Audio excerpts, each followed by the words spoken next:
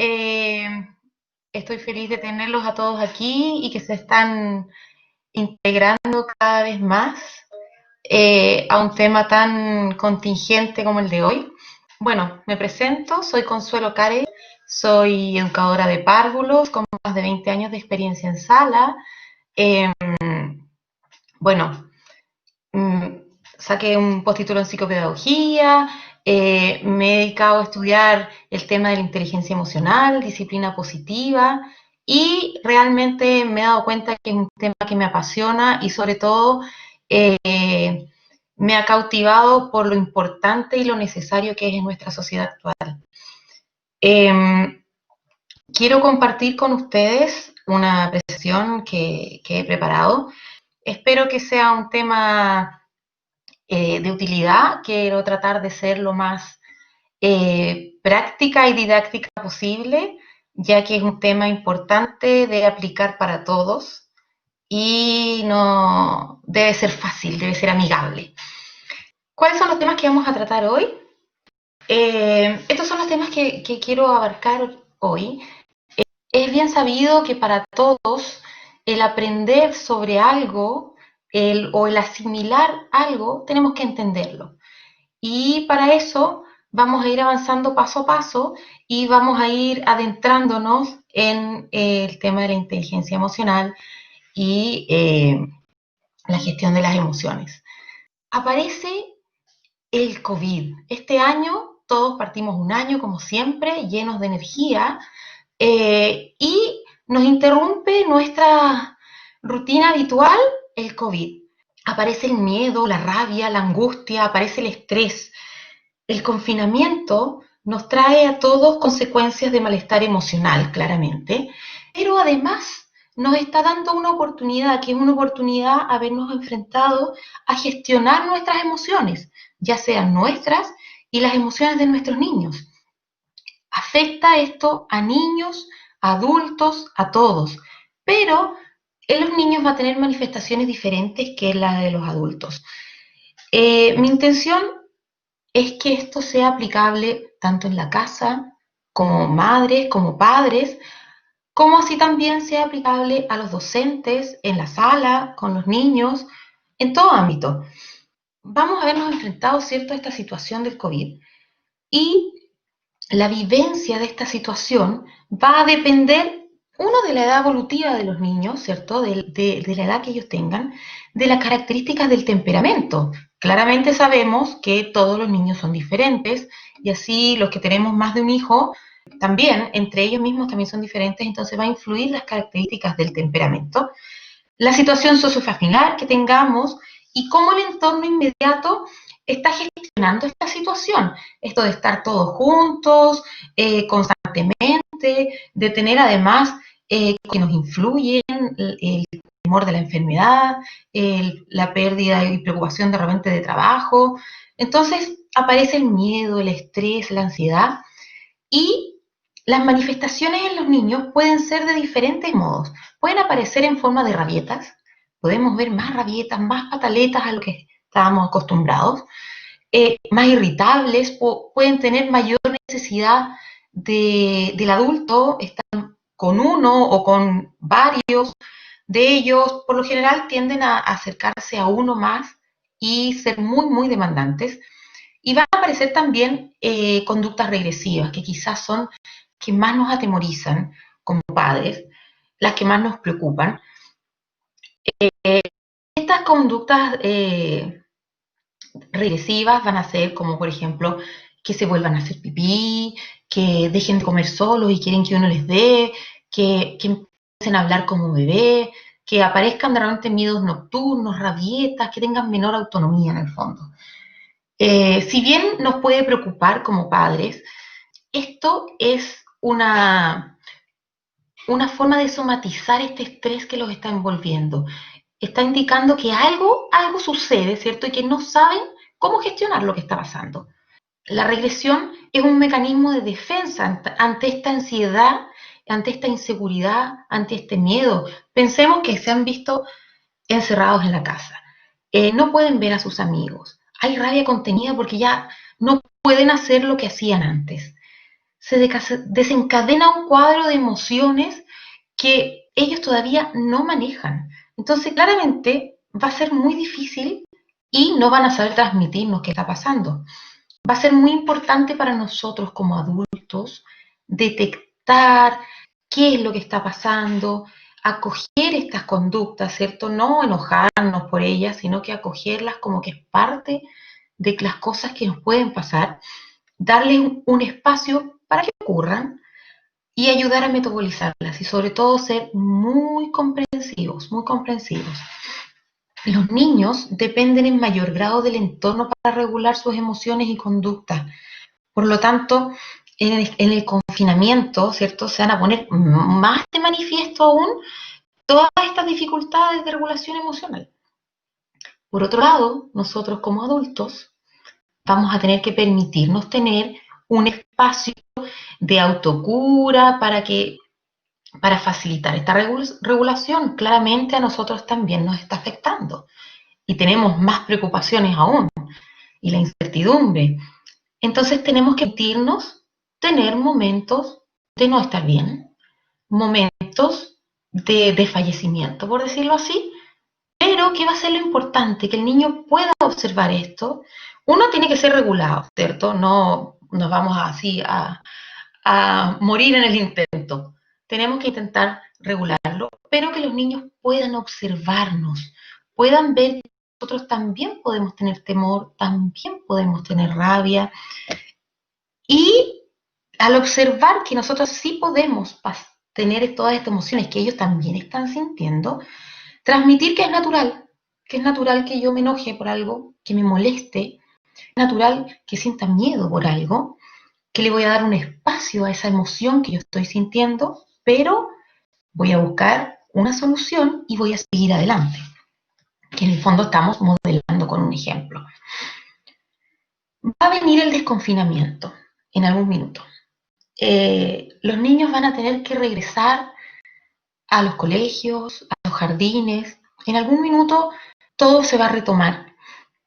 El cómo se viva este desconfinamiento va a depender en cómo haya sido este periodo de confinamiento, cómo nos hayamos manejado, va a influir mucho. Cómo se han vivido las experiencias, porque hay algunos que han tenido experiencias más traumáticas, han perdido algún familiar, les ha tocado pasarlo muy mal. Entonces, cómo se haya trabajado todo eso va a influir muchísimo. Hay muchos estudios científicos que yo creo que todos en algún minuto hemos tenido la oportunidad de ver, de leer, que reportan efectos psicológicos negativos con toda esta pandemia, incluyendo síntomas de estrés postraumático, depresión, confusión, rabia, tanto en adultos como en niños. ¿Qué es lo que tenemos que tener mucho ojo?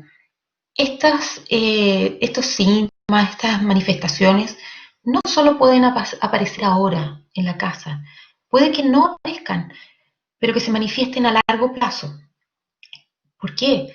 Porque los niños, por ejemplo, enfocándonos en ellos, en los que queremos ayudar y los que más necesitan nuestro apoyo, se sienten protegidos en casa, sienten bastante protección, entonces se puede sobrellevar. Van a aparecer, ¿cierto?, todos estos síntomas que habíamos visto y estas regresiones, pero porque está un poco coartada sus libertades.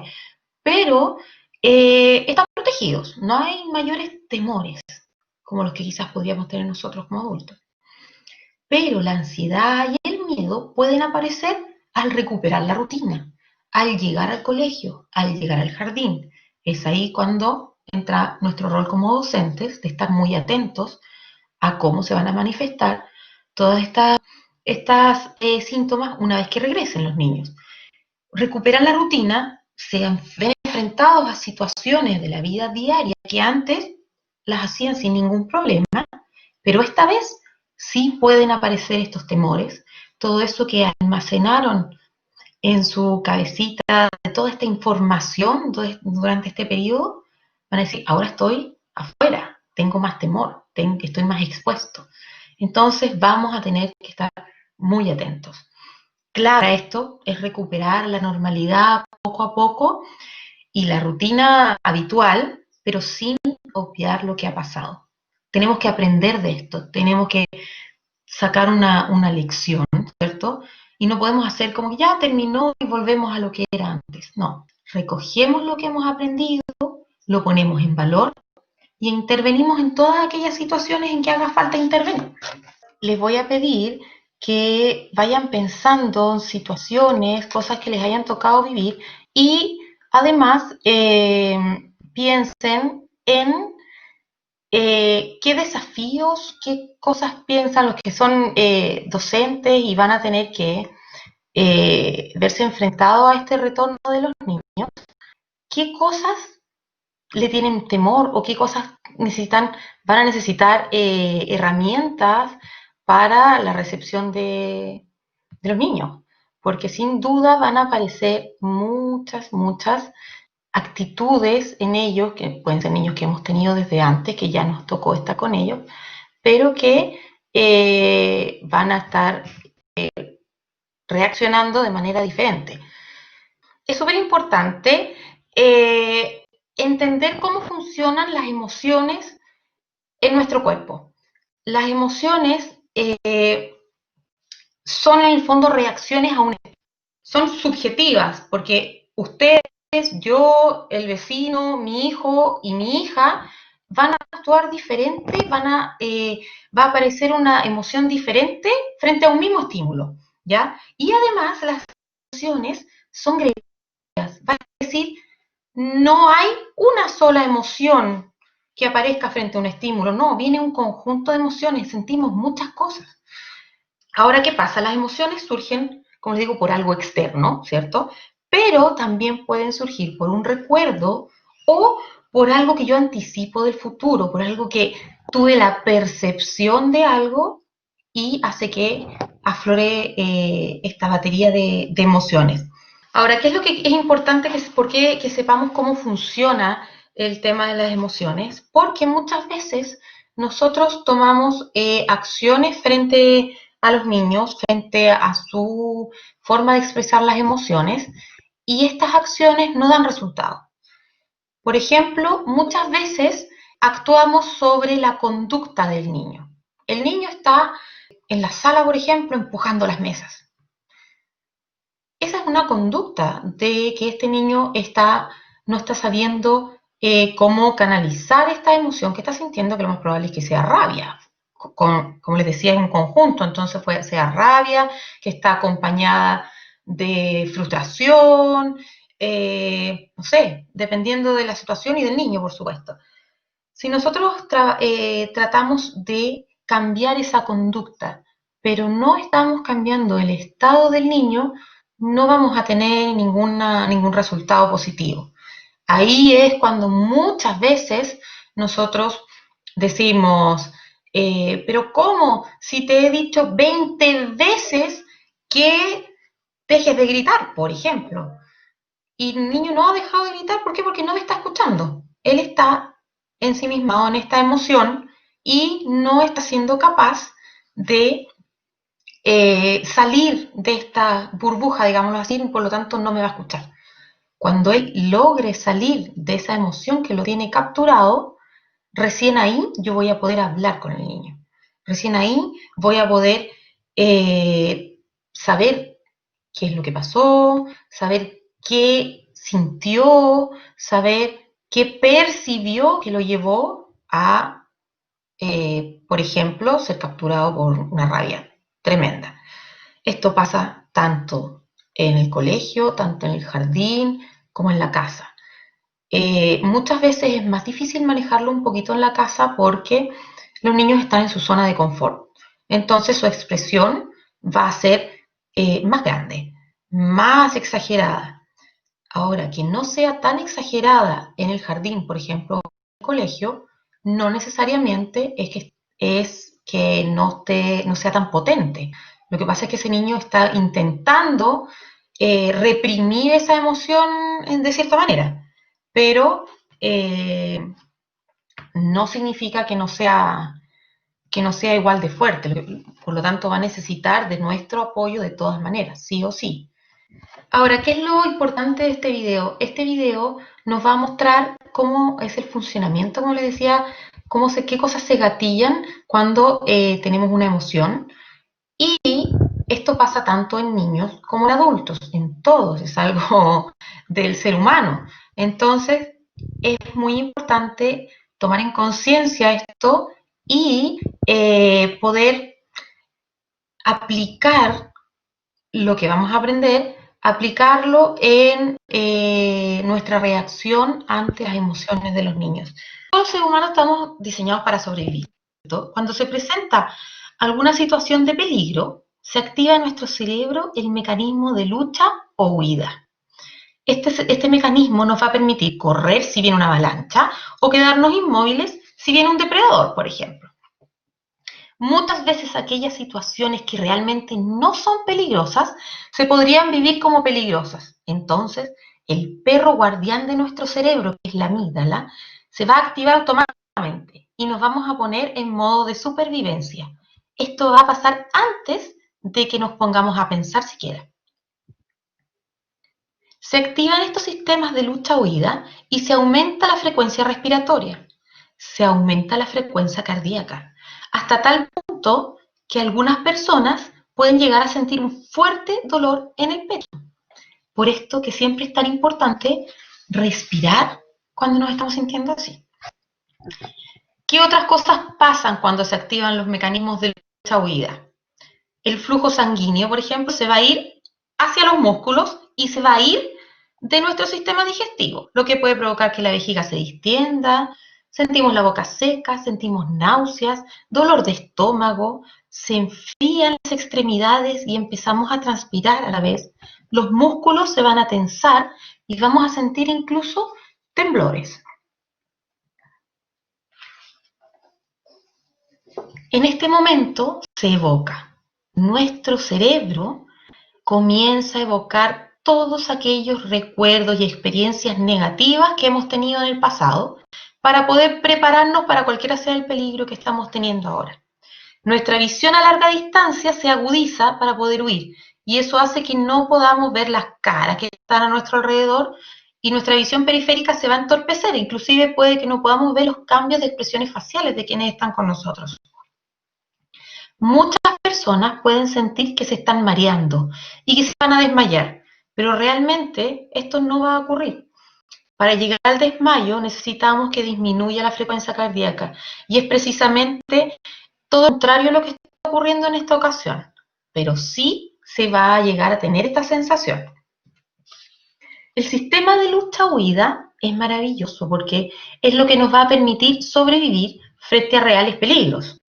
Pero si esto no lo manejamos de una forma adecuada, cosas que no presentan peligros reales pueden ir desencadenando todas las respuestas en nuestro.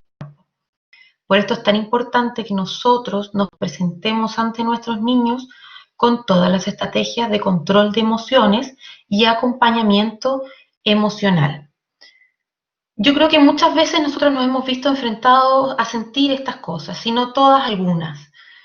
Entonces, imaginémonos a nuestros niños.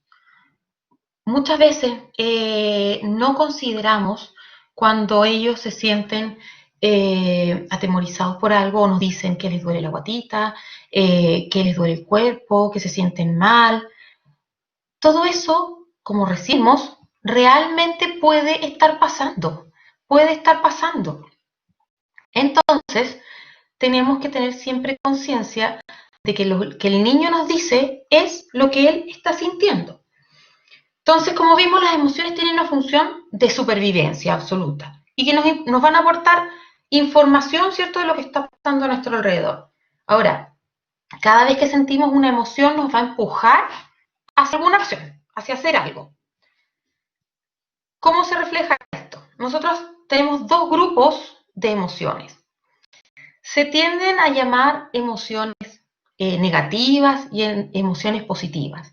Tenemos que tratar de olvidarnos de denominarlas así para que los niños no tengan la percepción de que efectivamente son malas. Las emociones son todas válidas, son todas admisibles y todas debemos vivirlas.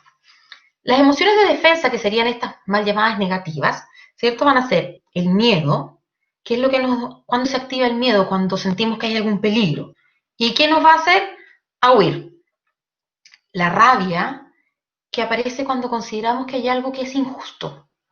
¿Y eso qué nos va a hacer? ¿O qué le va a hacer al niño? ¿Decir que no o simplemente atacar? La tristeza que aparece en el fondo cuando tenemos que asimilar alguna pérdida. ¿Y qué es lo que nos va a hacer? Va a hacer que nos desconectemos un poco de la sociedad para poder reparar esto que estamos sintiendo. Y el asco, que es muy importante, porque es una protección. En el fondo va a evitar que comamos algo, que toquemos algo que nos puede hacer daño a nuestra salud.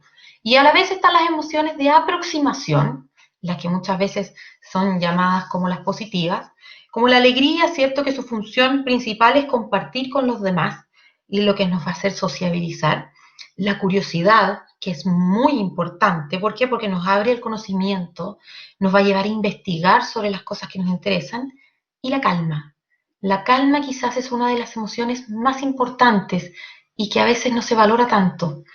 Y para nosotros como educadores va a ser, y como padres también, va a ser vital porque nos va a ayudar a ese acompañamiento que necesitan nuestros hijos, al poder modelar lo que ellos necesitan. Existe una relación directa entre el comportamiento, ¿cierto? Y el estado cerebro-cuerpo y las creencias erróneas. Esto muchas veces se ejemplifica así, como un iceberg, porque lo que nosotros estamos viendo en el niño es el comportamiento, pero no sabemos qué es lo que está sintiendo que lo lleva a comportarse así, lo que está sintiendo en cuanto a sus emociones, a su estado cerebro-cuerpo, como veíamos en el video de lo que nos puede provocar las emociones, y además las creencias erróneas que pueda tener este niño. ¿Cuáles son las creencias erróneas? A veces los niños, sobre todo ahora que estamos todos encerrados y hay muchos que estamos haciendo teletrabajo y estamos con el celular constantemente, el niño puede no decirnos nada, no manifestar nada, pero va a pensar, a mi papá, a mi mamá le importa más su celular que yo, lo cual va a ser una creencia errónea. Ese tipo de cosas el niño muchas veces no las manifiesta, pero sí las va asimilando. Y todo esto se va acumulando que va a llevar a un comportamiento. Ahora, ¿qué pasa con nosotros como adultos? Nosotros también tenemos nuestro estado emocional interno, ¿cierto? Vamos con eso. Y ese estado emocional interno también va a dictar una conducta en nosotros. Ahora, ¿qué pasa con nuestra conducta cuando aparece un comportamiento en el niño, ¿cierto? Y ese comportamiento en el niño nos genera frustración. Fundamentalmente nos genera frustración porque no sé manejarlo, pero me genera frustración igual. Y terminamos comportándonos exactamente como no queremos que se comporte el niño. Hay una forma de ejemplificarlo que es súper entendible. Cuando nosotros viajamos en avión, lo primero que nos dicen antes de que parte el avión, ¿cierto? Cuando se empieza a mover, es todas las indicaciones, las puertas de salida y nos explican el tema de la mascarilla, que en el momento, ¿cierto? Que haya problemas en el avión, van a caer estas mascarillas. ¿Y qué es lo primero que nos dicen? Póngasela primero a usted y luego se la pone al niño. Si va un menor, primero se la pone usted y luego al niño. Aquí es exactamente lo mismo. Primero tengo que yo lograr mi estado de calma para poder calmar al niño. Si yo no estoy en estado de calma, difícilmente lo voy a calmar. Nunca voy a poder modelar en el niño los comportamientos que esperamos, ¿cierto? Socialmente aceptados, si yo no lo hago. Yo no voy a poder enseñarle a mi hijo o a mis alumnos que no se grita gritando. No voy a poder enseñarle a mi hijo que no se pega si yo le pego. Nunca voy a poder enseñarle a respetar si yo no lo respeto. Entonces, muy, muy importante. A modo de demostración de todo este funcionamiento que tenemos en el cerebro, por favor, de demostración no es de fisiología cerebral, porque ahí no me compete, pero tenemos un modelo que nos presenta Conscious Discipline y otro que nos presenta disciplina positiva. Ambos son formas de trabajar la disciplina positiva. Este modelo, si miramos el cerebro, nos muestra que tenemos tres estados, todos nosotros niños. El primer estado sería el estado de supervivencia, que es el que está en rojo. Este estado de supervivencia es el primer estado que presentan los niños al nacer. ¿Qué es lo que se pregunta este niño constantemente, si vamos a decirlo así? Es, ¿estoy seguro? ¿Estoy seguro? Se pregunta este niño. Es un estado absolutamente reactivo y si percibo cualquier amenaza de mi entorno, reacciono, no pienso. Por eso que el niño, si no tiene sus necesidades básicas cubiertas, llora.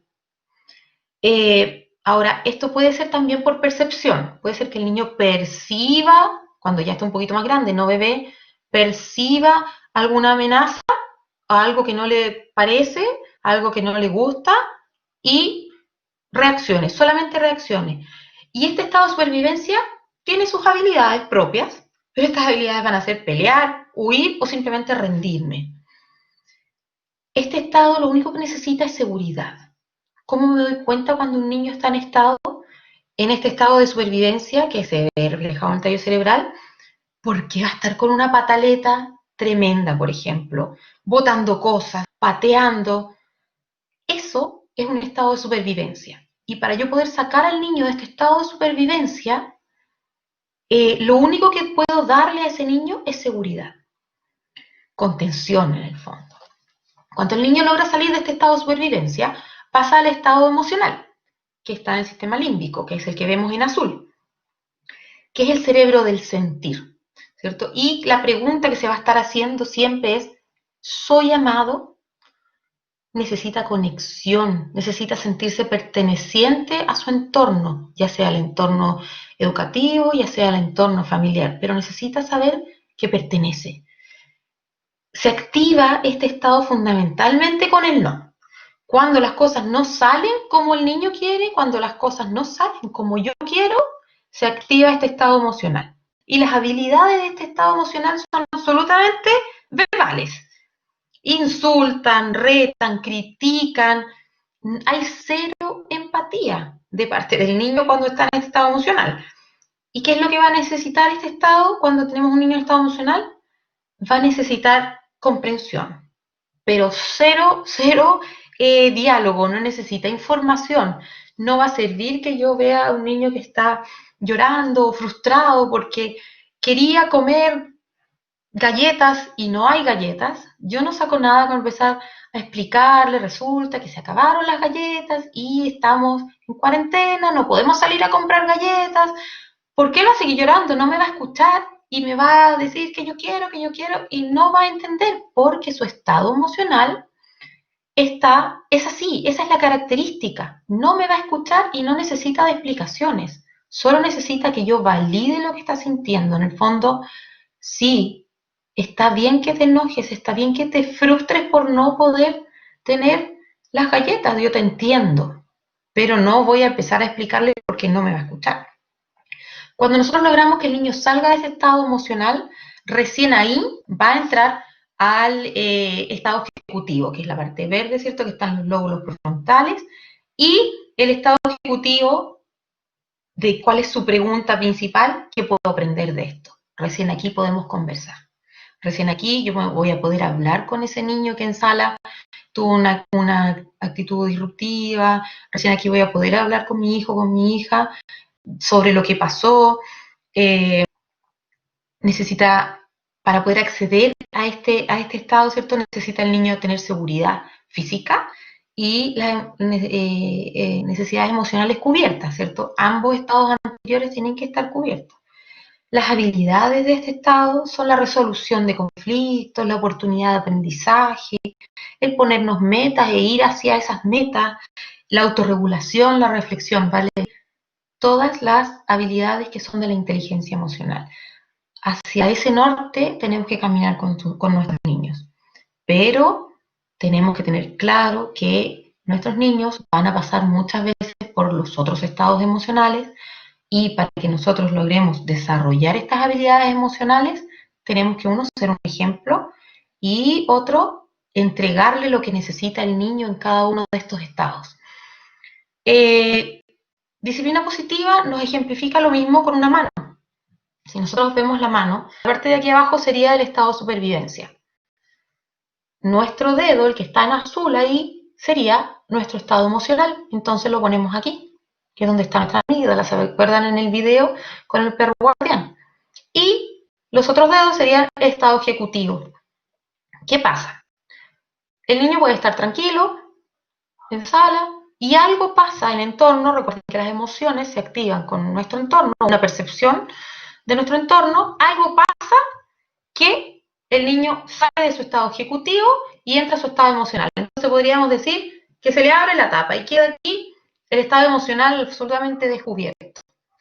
¿De qué nos sirve que a veces los niños sepan esto? Porque a veces el niño está tan capturado por este estado emocional que no es capaz de transmitirnos lo que les pasa. Claramente, vamos a escuchar gritos. Entonces, si en una sala nuestros niños saben esto, nosotros, si el niño nos hace así, le preguntamos algo y nos hace así, es porque necesita nuestro apoyo, necesita nuestra ayuda, necesita nuestro acompañamiento. ¿Qué es lo que vamos a hacer con nuestro acompañamiento, con nuestra validación? Vamos a lograr que él cierre la tapa y vuelva a su estado ejecutivo poco a poco. Sí tenemos que tener súper en claro que cuando a un niño se le vuela la tapa y llega a su estado emocional, es muy probable que durante el día le vuelva a pasar muchas veces, aunque lo acompañemos y logremos llegar a su estado ejecutivo nuevamente, esto ya está un poquito más vulnerable, entonces va a ser más susceptible y más rápido a que ¡pum!, nuevamente llegue a su estado emocional. Sí tenemos que recordar siempre que nuestro estado también va a dictar el estado del niño. Entonces siempre nos acompañamos de esta emoción que muchas veces no muy bien valorada, de la calma. Va a ser vital. Entonces, por eso que yo les comentaba, va a ser un desgaste tremendo que nosotros nos enfoquemos en la conducta de los niños. No podemos enfocarnos en la conducta disruptiva que está teniendo un niño, sino que debemos cambiar el estado. Debemos cambiar el estado en que está el niño y ahí recién vamos a obtener cambios en la conducta. Vamos a ver un video que... a ver, este video fue creado para otra cosa, nada que ver. Fue creado como para el Día de la Madre, pero tiene un detalle que lo vamos a analizar nosotros desde otra perspectiva, que nos va a ayudar mucho, mucho. Una conducta que tendemos a tener como adultos, que es bastante habitual. Lo hacemos con la mejor intención quizás a veces, ¿no? Uno no actúa con mala intención, simplemente a veces es por desconocimiento, pero nos tiende a pasar.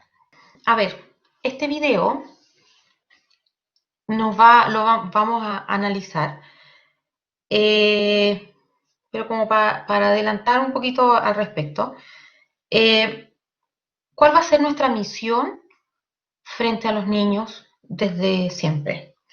Enseñar a reconocer las emociones. Yo les comentaba en un comienzo que nosotros tenemos que saber cómo funcionan las cosas para aprenderlas y asimilarlas de mejor manera. Por eso que yo les comenté en fondo cómo funciona el cerebro, cómo se manifiestan las emociones. Para el niño es exactamente lo mismo. El niño cuando nace no sabe de emociones, el niño va creciendo, no tiene idea qué es lo que una emoción, pero sí las va a empezar a sentir. Entonces va a ser súper importante enseñarles a reconocer lo que siente y fundamentalmente a ponerle nombre. Es probable que el niño cuando es pequeño nosotros le preguntemos qué es lo que te pasa y me diga no sé.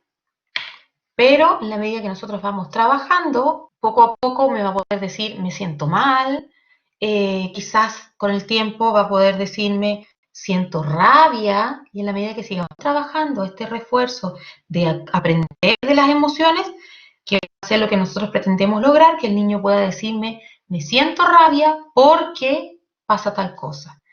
Es muy probable que esto lo puedan hacer primero mirándolo en el otro, en un compañero, en el amigo, antes de hacerlo reconociéndolo en sí mismos. Es más fácil mirar la paja en el ojo ajeno. Entonces, esto va a ir evolucionando de a poco. El cómo va el niño desde no saber qué es lo que le pasa, lo vamos a ver y lo vamos a comentar. Es hermosísimo, además. Observemos bien qué es lo que hacen los adultos que acompañan a estos niños.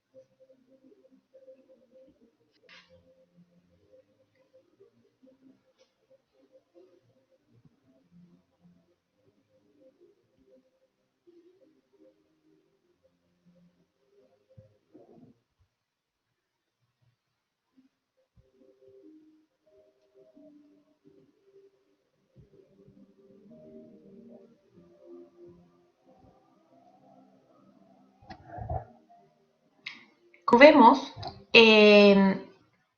nuestros hijos desde siempre cuentan con nuestro apoyo para aprender a caminar, por ejemplo, para aprender, si quieren aprender un deporte, estamos siempre ahí. Sabemos que se van a caer, sabemos que les va a costar, sabemos que van a cometer errores, sabemos a lo que estamos preparados y estamos preparados para eso.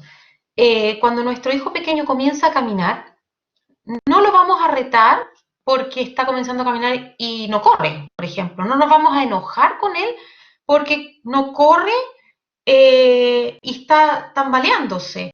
Nunca se nos ha ocurrido gritarle o ignorarlo cuando se cae porque está aprendiendo a caminar. ¿Por qué? Porque según su desarrollo madurativo, ese es el proceso que tiene que hacer y se va a demorar lo que se tenga que demorar para, para caminar. Guillermo, ¿me devuelves tú la... a esa? Se va a demorar lo que se tenga que demorar. Ahora, mi pregunta es, ¿por qué cuando el niño se para, se cae, se vuelve a intentar parar, se vuelve a caer y así repetidas veces nosotros somos tan compasivos porque lo está aprendiendo, porque tiene que desarrollar esta habilidad, tiene que desarrollar esta musculatura? Y no somos así de compasivos cuando el niño tiene que desarrollar su inteligencia emocional, cuando tiene que desarrollar su habilidad para manejar sus emociones. No tenemos esa misma compasión con el niño. No, el niño es pequeño, no tiene las habilidades aún para manejar esas emociones, pero sin embargo, frente a eso no actuamos de buena manera. ¿Por qué nos molesta que el niño, por ejemplo, actúe con una pataleta? Quizás ese niño, la única forma que tiene de demostrar que tiene rabia es con pataleta y nadie le ha enseñado a demostrarlo de otra forma. ¿Por qué nos incomoda ver esas caras de enojado, de que no quieren hablarnos? ¿Por qué nos incomoda que reaccione gritando, diciéndonos cosas si nosotros no le hemos enseñado a hacerlo de otra forma? Tenemos que ser igual de compasivos como somos con el desarrollo del niño físico como con el emocional. Exactamente igual. Por ejemplo, tengo que aceptar que el niño va a tener las emociones, como todos. No podemos frenar una emoción. La emoción va a aparecer sí o sí. Lo que sí podemos hacer es trabajar y reconducir la conducta asociada a esta emoción. Y para eso hay que enseñarlo. Eso no va a aparecer solo que el niño de repente dijo, parece que no me funciona haciendo pataleta, mejor lo hago de otra forma. No, tenemos que darle las herramientas para hacerlo, ya sea en casa, ya sea en el colegio, ya sea en el jardín. Todo adulto que está con un niño tiene la responsabilidad de enseñar estas habilidades, porque el niño no las tiene. El niño no nace con esto. Por lo mismo va a ser tan importante la empatía nuestra hacia el niño, que sepamos que él no tiene la habilidad para reaccionar de otra forma frente a lo que está sintiendo. Muchas veces tampoco sabe ni entiende lo que está sintiendo. Entonces necesitamos entregarle todas estas herramientas. El niño va a nacer con cero estrategias para regular estas emociones, todas las que le van a ir apareciendo. Entonces van a tener que primero conocerlas, reconocerlas, ¿cierto? Ponerle nombre a lo que les pasa.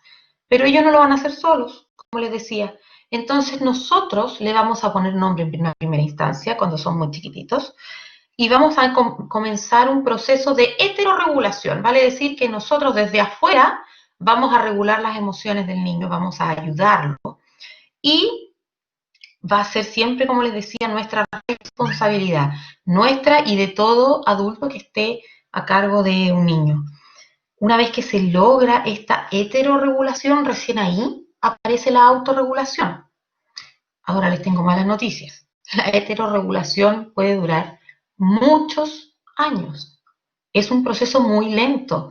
Por eso me permito decir, cuando vemos ese video de que nosotros somos tan compasivos, cuando un niño está aprendiendo a caminar y casi lo encontramos tierno cuando se tambalea, porque no lo sabe, es absolutamente más fácil aprender a caminar que aprender a regular y a conocer nuestras emociones. Yo me atrevería a decir que gran parte de nosotros aún está en ese proceso. Todavía estamos en el proceso de que nosotros estamos todavía reconociendo y manejando nuestras emociones.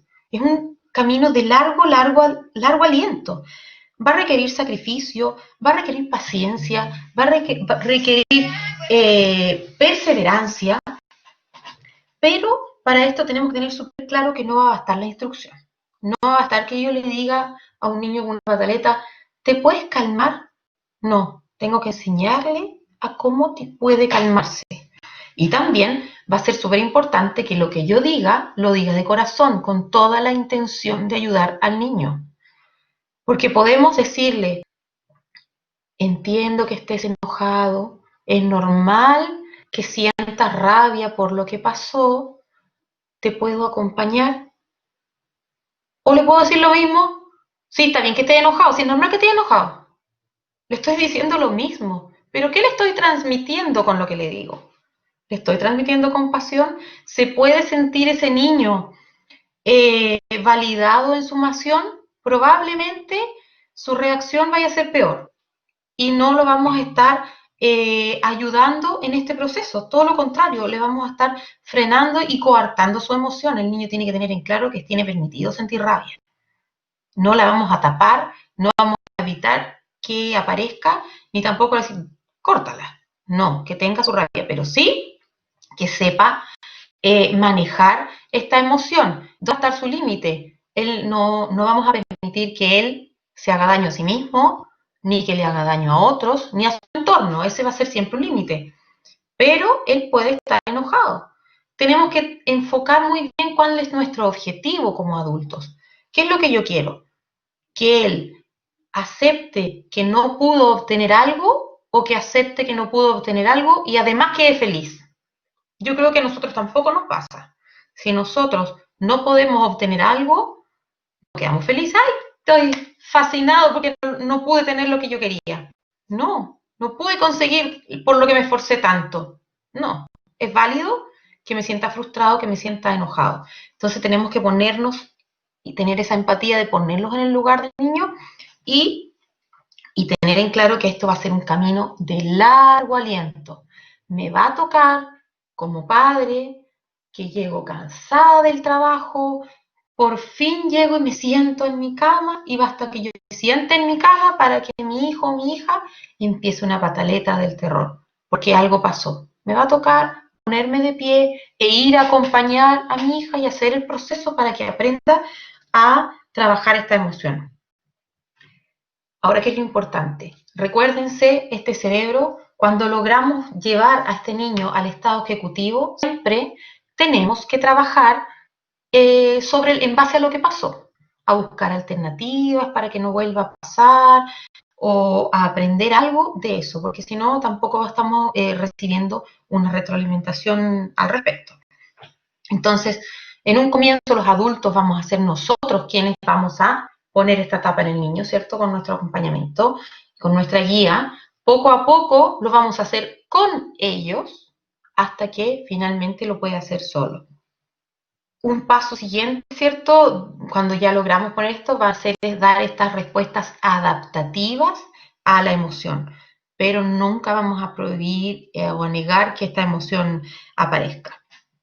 Vamos a dar estrategias para expresar la rabia menos reactivamente y más adaptativamente.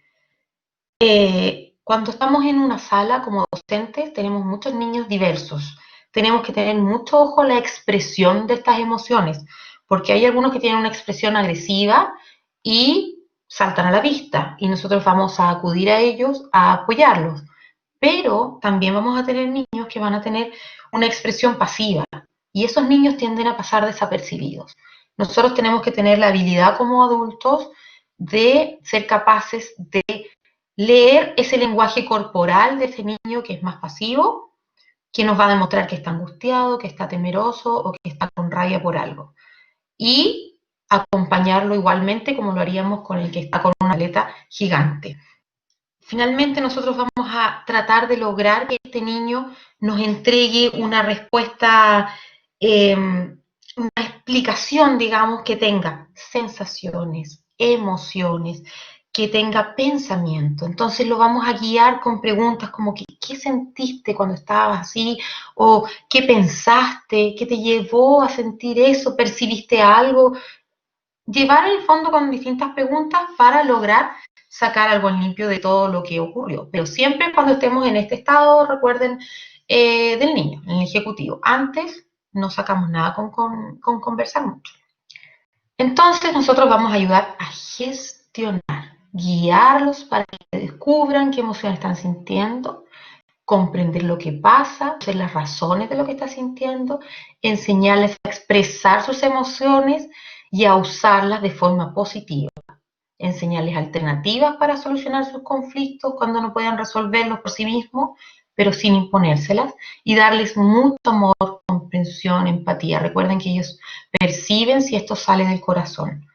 Vamos a redireccionar, muchas veces la rabia la podemos redireccionar golpeando algo, no vamos a hacer un niño más agresivo porque la redireccionemos y bote esa tensión golpeando un cojín, por ejemplo. Porque los adultos no hacen eso también, no salen a correr para botar la tensión, no van a darle un saco de arena en el gimnasio también para botar las tensiones y no por eso somos más agresivos. El niño también necesita canalizar esto que está sintiendo. Y tenemos que darles alternativas para eso. Estrategias concretas para trabajar nuestras emociones y las de los niños, ¿cierto? Vemos ahí muchas emociones, no por nada son huevos. Los huevos son delicados, tienen sus características. ¿Qué es lo que vamos a hacer concretamente? A ver, yo reconozco las emociones porque las conozco. Entonces, como hemos nombrado muchas veces, tenemos que lograr que el niño conozca lo que siente, le ponga nombre y sea capaz de percibir cómo se refleja corporalmente, facialmente. Entonces vamos a explicitar los gestos faciales y bueno, uno en el colegio, en el jardín, trabaja mucho eso con trabajos manuales, pero queremos representar caras en relación a la emoción, vamos a utilizar cuentos. Los cuentos son una herramienta valiosísima para trabajar las emociones. Si bien existen muchos cuentos que están enfocados para una emoción u otra, cualquier cuento nos sirve. ¿Por qué? Porque no solo vamos a narrar la historia, sino que vamos a llevar a los niños a describir la cara que tiene el personaje, cómo le cambió cuando pasó tal o cual cosa, cómo cambió su cuerpo, o sea que cada vez sea su conocimiento más acabado al respecto de las emociones. Un rincón seguro es una implementación muy valiosa también, tanto en salas como en nuestras casas. Muchas veces nosotros notamos que los niños cuando se ven superados por su emoción se aíslan, se van a un rincón a llorar, a patalear o simplemente a abstraerse. Pero se van a cualquier rincón. Que nosotros generemos un rincón seguro significa, no necesariamente, Francisca, los juegos de rincón, sino que, por ejemplo, un ambiente pequeño donde yo voy a tener algunas imágenes que le van a recordar al niño qué hacer cuando se siente, por ejemplo, con rabia.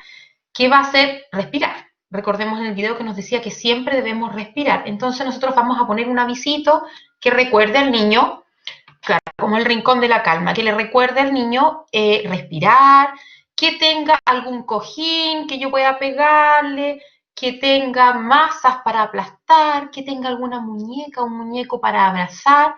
Ahora, ¿qué es lo más importante de este rincón? Ir a este rincón por voluntad del niño, no se impone. Yo se lo puedo ofrecer. veo que estás un poco enojado, veo que no te sientes muy bien, ¿quieres ir un ratito a nuestro rincón seguro? Que claro, como dice Ana María, que tenga la botella de la calma. Tenemos muchas herramientas, pero tenemos que tener un lugar que sea adaptado para esto. Nosotros, ¿cuándo vamos a trabajar esto? Lo vamos a trabajar no en los momentos de crisis, claramente, sino que previo, cosa que ya los niños tengan la información de que cuando tengan el momento que sienten una emoción y que no la están sabiendo llevar, puedan recurrir a esto. Incluso les podemos modelar el hacerlo. Y nosotras, como educadoras, simularse una situación en la que me veo un poquito superada, voy a ir al rincón de la calma, voy cortito, hago, pero ellos me van a estar mirando. Y los vamos a invitar que al que necesite lo pueda hacer. Seguramente en un comienzo va a ser la novedad y van a llegar todos, no porque lo necesiten, pero ya una vez que se habitúan a ello, lo van a utilizar como nosotros se lo enseñemos. Claro, poner lápices de colores, todo aquello que según el grupo de niños que nosotros tenemos, sabemos que les agrada. Nosotros sabemos conocer a nuestros niños. Claramente el dibujo es una tremenda herramienta para expresar sus emociones. El dibujar, el tener muñecas para que expresen qué es lo que están sintiendo. El niño, para él va a ser muy fácil poner las emociones en el muñeco y va a recurrir a su experiencia para decir qué es lo que está pasando con este muñeco. No va a inventar. No es capaz todavía de inventarse sí, una película en multicolores. No, él va a recurrir a su experiencia y va a poner eso en palabras de la muñeca. Y ahí nosotros tenemos que tener la habilidad de estar atentos, de jugar con ellos, ya sea en casa como mamás, como papás, o como educadores, observarlos y guiar un poquito el juego, de poner a estos muñecos en situaciones que nos interesa indagar un poquito para ver cómo se están sintiendo. Bueno, y el dibujo claramente que también lo hacen desde su experiencia, lo que expresan. El tema del rincón seguro en la casa es absolutamente también válido y es súper útil y podemos acompañarlo. Eso es lo más importante. No voy a decir al niño ofrecerle anda al rincón seguro y ya se fue, que se quede ahí hasta que se le pase. Porque si no, no estoy ayudando a gestionar esa emoción o le estoy dando la pauta. Porque si el niño no sabe cómo se hace, mal lo va a aprender. Entonces voy, me siento con él, lo acompaño. Si el niño tiene una pataleta gigante, yo le ofrezco mi compañía. Es probable que me diga, no quiero, no me toques, no te acerques, ¿ok? Le hago saber que voy a estar ahí, un poquito más atrás, y cuando me necesites, voy a estar para ti. Cada cierto ratito le vuelvo a preguntar. Es muy liberador un abrazo, pero siempre que el niño lo quiera. ¿Te puedo abrazar? ¿Quieres que te dé un abrazo? O a veces ellos no se sienten en la libertad de decirte sí y uno le puede decir, yo necesito un abrazo. Pero vamos a propiciar la instancia para que puedan poder abrazarlos y que puedan soltar todos esos músculos. Muchas veces cuando están con esta pataleta gigante, ni siquiera nos miran. Recuerden que nosotros transmitimos nuestro estado. Entonces, agarramos nuestra calma vital, porque si no, no vamos a poder manejar nada. Y intento que el niño me mire. Entonces le puedo decir, estás enojado y tienes tus ojos así. Yo al decirle así, él va a mirar para ver qué estoy haciendo. El minuto que el niño me mira, yo me detengo un segundo y respiro. Respiro. Y le voy a transmitir mi calma. Ustedes saben, nosotros contamos con las neuronas espejo.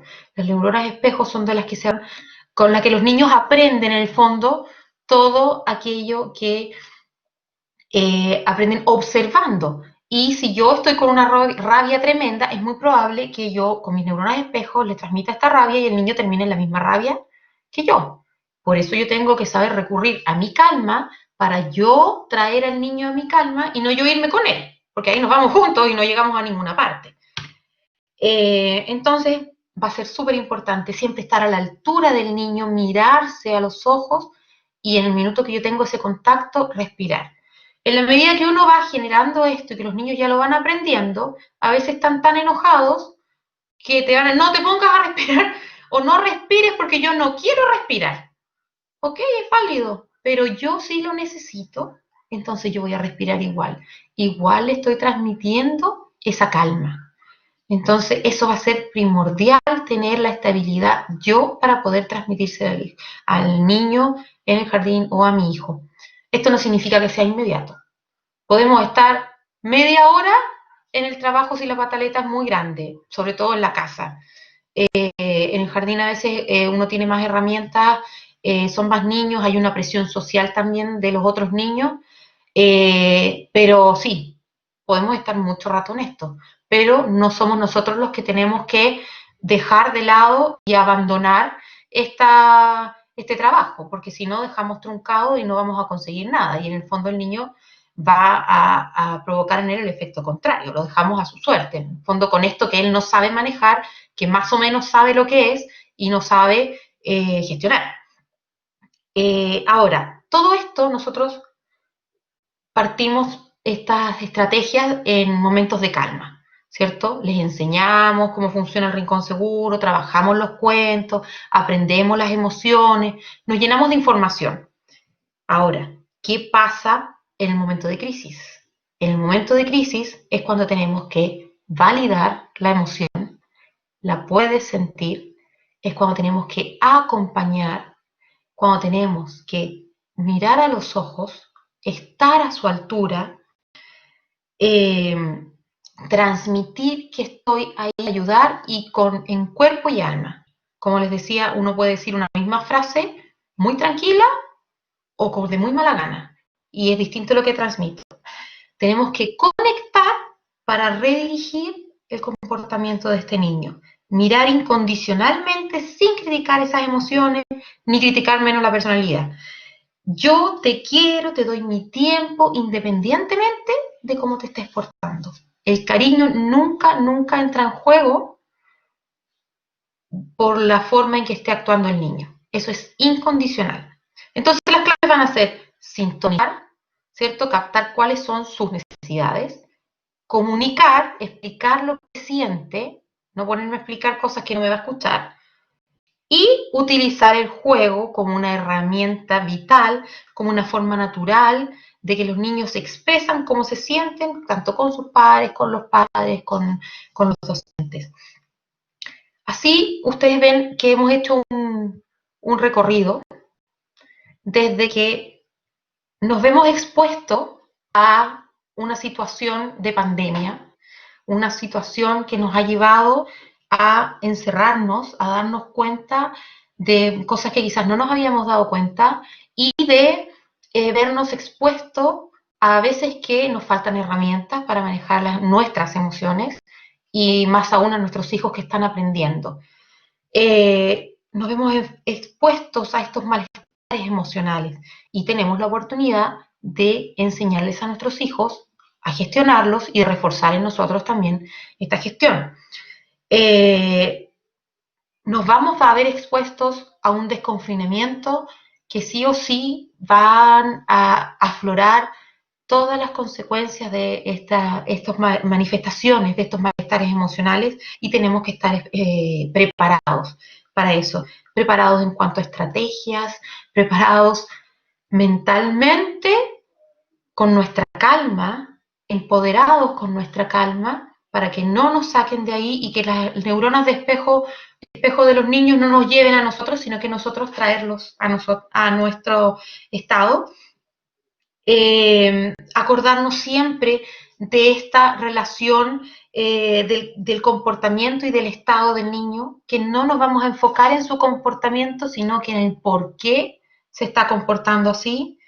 Recordar entonces, súper importante, de los estados, ¿cierto? De supervivencia, el emocional y el ejecutivo, que es cuando recién vamos a poder conversar de lo ocurrido, que en el emocional vamos a validar y a explicar, solamente decir en el fondo lo que está pasando, lo que estamos viendo, te estás sintiendo, tienes rabia, tienes las manos apretadas, estás respirando fuerte, y bueno, y en el de silencio, que solo tenemos que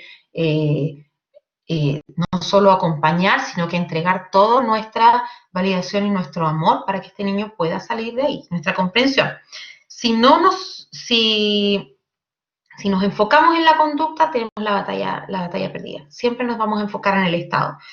Y las 3 palabras claves: validar, acompañar y gestionar. Esto creo que es el ciclo básico con el que tenemos que trabajar y con lo que nos tenemos que empoderar para lo que se viene. Y en nuestra medida que podamos ir trabajándolo desde ahora. Les invito a informarse, los invito a tomar este tema que es apasionante en cada uno de los pequeños puntos que hemos hablado.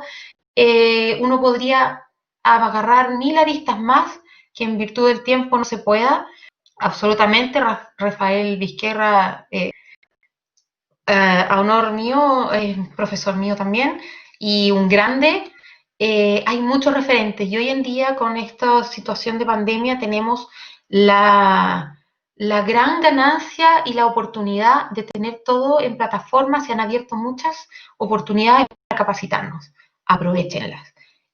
No solo nos va a ayudar en nuestra labor educativa, sino que nos va a ayudar a nosotros como personas y en nuestro ámbito familiar. Traten de transmitirlo a su familia también, aunque no sea tanto explicativamente, en acciones. Nos va a llevar a un mejor desenvolvimiento y poco a poco vamos a ir viendo resultados. Preguntas, por favor. ¿Cómo aplicar? Espérenme, vamos a abrir aquí para poder ver cómo aplicar Yo te la voy pedagogía. Ya, dale, ayúdame. exactamente la misma, cómo aplicar la pedagogía emocional a estudiantes de enseñanza media de colegios vulnerables. Yanis Mira, Navarro pregunta. sí, gracias, Yanis. El tema, funcionamos exactamente igual con el validar, el acompañar, validar y gestionar. Los niños más grandes, ¿cierto? Los adolescentes, ya tenemos una historia hacia atrás que quizás no ha sido bien acompañada. Entonces, sí o sí va a ser un poquito más difícil. Pero ellos tienen que sentir que tienen un adulto, ya sea el profesor, de seguridad.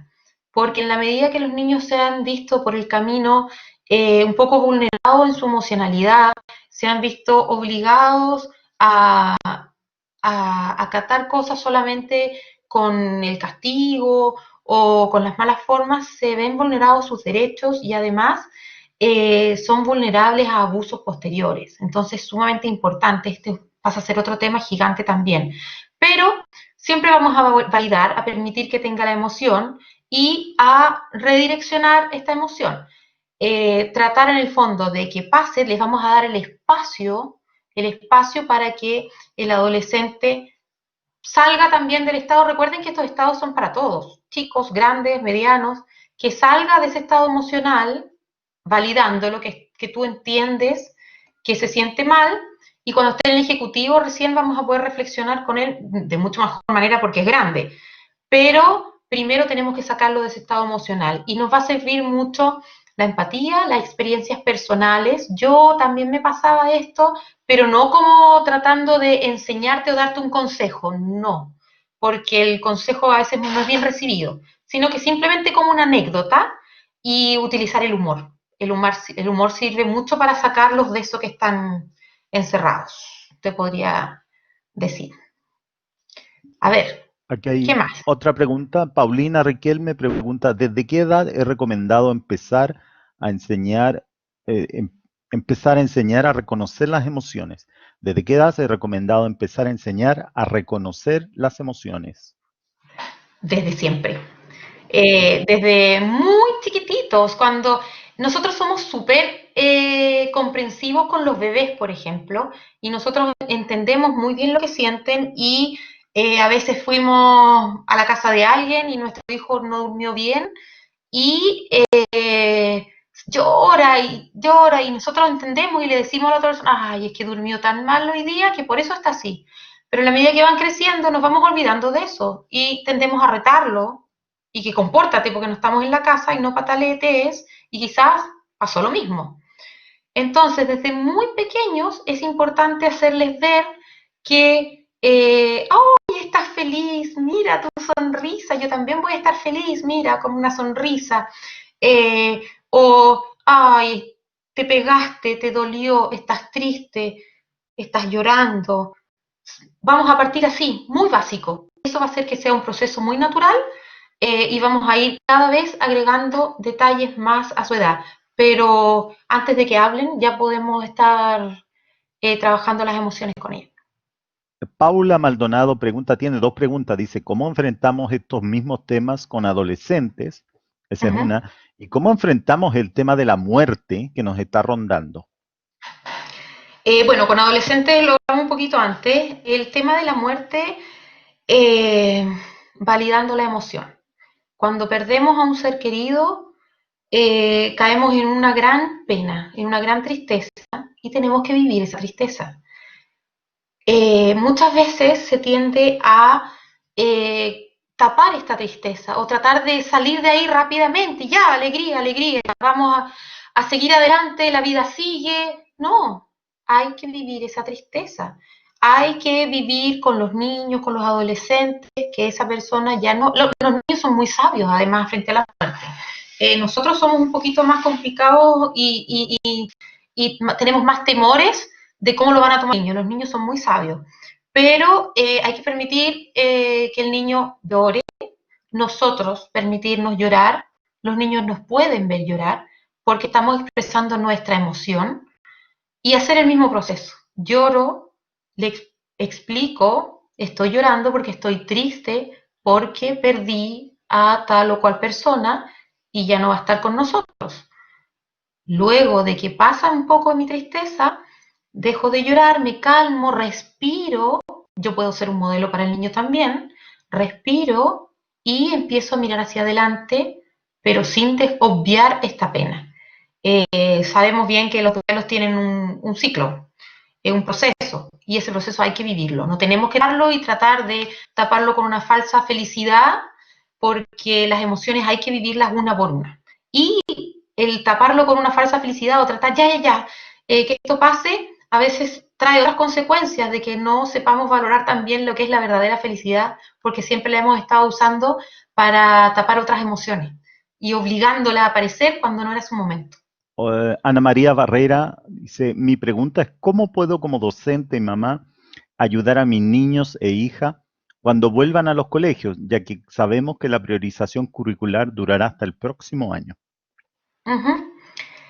Sí, en el ámbito emocional, en el fondo, acompañar del hecho de que puede tener temores, que se sienta abierto a que se asuste de volver a algo que, como les contaba antes, pueden aparecer todos estos miedos al volver, porque es algo que ellos ya conocen, pero vienen con una carga emocional que no saben qué hacer con ella. Entonces, darle espacio a que sí sienta temor, pero que yo voy a estar ahí, te voy a acompañar, hablar muy bien con los docentes, siento, de que estén abiertos a que las jornadas puedan ser un poco más acotadas, que lleve algo en un bolsillito que la acompañe, que le recuerde que a su casa, que la estás acompañando y que le está dando tu amor.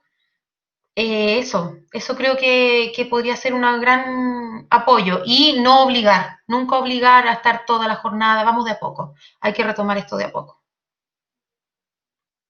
Gracias, tenemos los últimos 3 minutos de grabación. Mónica ¡Ya! Lobo pregunta, ¿cómo se podría abordar este tema de las emociones frente a niños con necesidades educativas especiales? ¿Alguna estrategia o consejo en particular? ¡Wow! Bueno, va a depender de qué necesidades educativas especiales. No es mi ámbito netamente, así que la verdad no podría darte una respuesta así certera, pero ellos también tienen su desarrollada la emocionalidad, a veces mucho más desarrollada que un niño sin necesidades especiales. Entonces, yo creo que tenemos que utilizar el mismo recorrido, pero sí va a necesitar más presencia nuestra. Quizás va a ser un poco más lento, pero yo creo que es el mismo proceso. Ahora, no es el tema que manejo completamente, así que sería un poco irresponsable de darte estrategias concretas, pero esa es mi apreciación. Listo. Gracias a todos. Muchísimas, muchísimas gracias Gracias, a Consuelo. todos. Gracias.